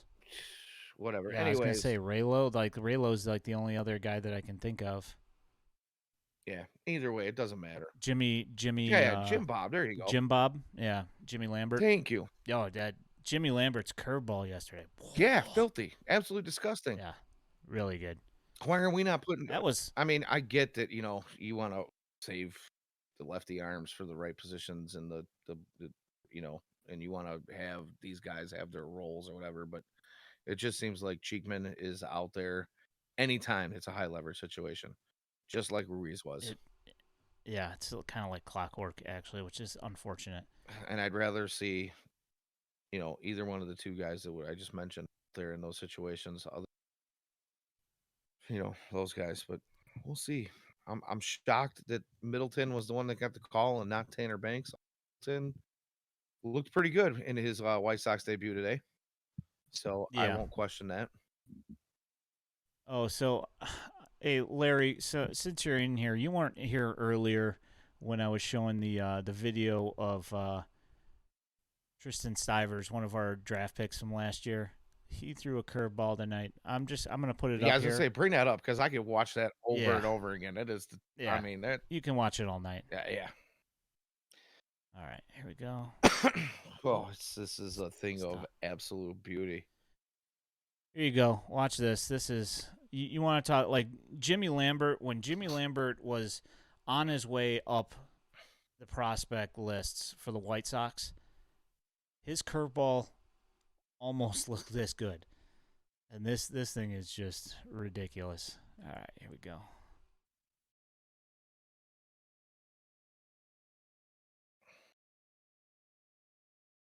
I mean, come on. What in? I mean, I just want to see, like, it's too bad this. Is there a yellow spot in the front of the batter's pants there? Because I would have peed a little. Yeah, a little bit. Holy cow. I mean, unbelievable. Insane. And you can't look at his release. You can't tell me that from his release you come out of his hand like that. Yeah. And so I'll bring up oh man, I didn't put any of his fastballs. No, but this one here where he comes off the mound like, yeah, screw you. Yeah. Like he knows he got you before the ball even gets there. That's the old K strut right there. Yeah, that's a good K strut. See you later. He just looked at him like, go sit down. Take your ass back to the bench.